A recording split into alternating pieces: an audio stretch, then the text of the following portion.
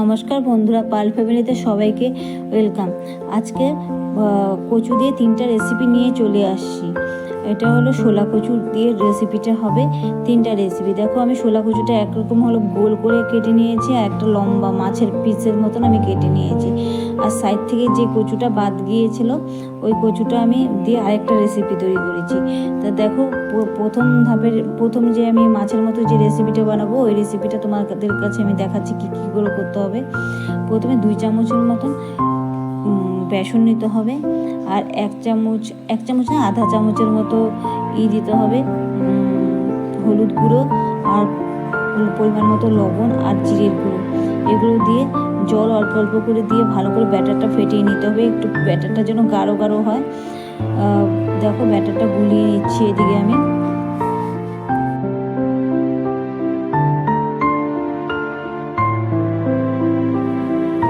দেখো, ব্যাটারটা ওদিকে গোলানো হয়ে গেল। এই পাশে হলো কচুগুলোও সিদ্ধ হয়ে গেছে, আমি জল ঝরাতে দিয়ে দিলাম। এদিকে আরেকটা কড়াইতে হলো তেল গরম করতে বসিয়ে দিলাম। সাদা তেলে আমি এই কচুগুলো ভাজবো, কিন্তু সরষের তেলও ভাজতে চলবে, কিন্তু সরষের তেলের থেকে সাদা তেলটাই বেশি ভালো। ব্যাটারে ডুবিয়ে ডুবিয়ে দেখো লাল লাল করে ভেজে নিতে হবে।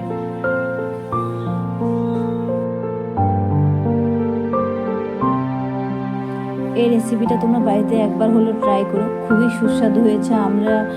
আমি অবশ্য এটা হলো আমি তারপরের দিন আমি ভয়েসটা দিচ্ছি, যেদিন আমাদের বাড়িতে রান্না হয়েছে তার 2 দিন পরে আমি তোমাদের এই ভয়েসটা দিচ্ছি। সবাই বলেছিল এটা মাছের বাইরে কেউ ধরতে পারে না যে এটা একটা কচুর রেসিপি, কিন্তু এটা সবাই ভাবছিল কুলের মাছ, কাতল মাছের কুলের এটা রেসিপি। তোমরা বাড়িতে নিরামিষ দিনে একবার হলো ট্রাই করতে পারো। রেসিপিটা খুবই টেস্টি হয়েছিল, কারণ খেয়েই আমি রিভিউটা দিচ্ছি তোমাদের। আর এদিকে দেখো, কড়াইতে তেল দিয়ে দিলাম। কড়াইতে পরিমাণ মতো তেল দেওয়ার পর গোটা জিরে আর 2টা তেজপাতা আর গোটা গরম মশলার মধ্যে ছোটো এলাচ 2টা দিয়েছি, আর দারচিনি 2টা টুকরা ছোট ছোট দেখে দিয়েছি। এদিকে হলো জিরা, আদা, লঙ্কা আর একটু চারমগজ, এগুলো সব একসাথে বেটে আমি হলো ভালো করে মশলাটা কষিয়ে নিতে হবে। এদিকে পরিমাণ মতো লবণ আর হলুদ একবারে দিয়ে দিয়েছি। দেখো, মশলাটা ভালো করে কষিয়ে নিয়েছে, একদম লাল লাল মশলাটা, একদম দেখতে খুবই ভালো লাগছে। একদম ভালো করে কষিয়ে নিতে হবে, আর উপর থেকে যতক্ষণ না তেল উঠে আসবে ততক্ষণ তুমি কষিয়ে নিতে লাগবে।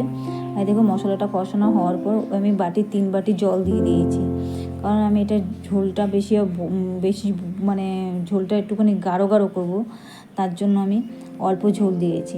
তোমরা যদি চাও বেশি ঝোল দিতে পারবে। এদিকে জলটা আমি ভালো করে ফুটিয়ে নিয়েছি। জলটা ফুটিয়ে নেওয়ার পর এদিকে কচুগুলো সব দিয়ে দিলাম। কচুগুলো দেওয়ার পর কিছু সময় ঢাকা দিয়ে রাখতে হবে, তাহলে কি হবে, কচুর ভিতরটাতেও মানে ওগুলো টোটাল মাছ মানে মশলা ঢুকে যাবে, তার জন্য।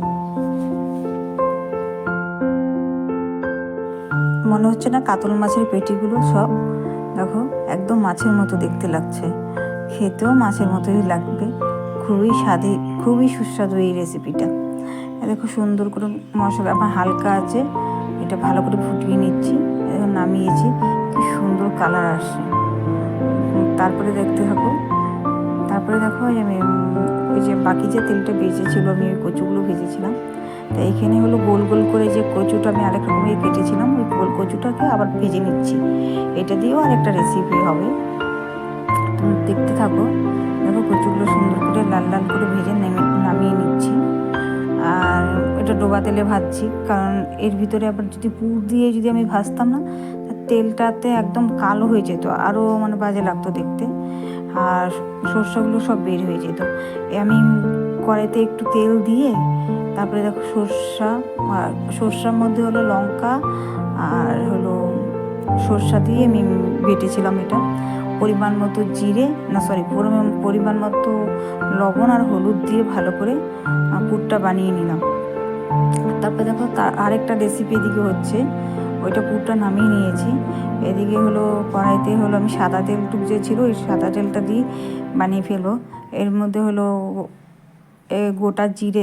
গোটা কালো জিরে কিছুটা দিয়ে দিলাম। এখানে রসুন আর কাঁচা লঙ্কা আধা বাটা করে নিয়েছিলাম, ওইগুলো দিয়ে একটু ভাজা ভাজা করে নিলাম ওটা।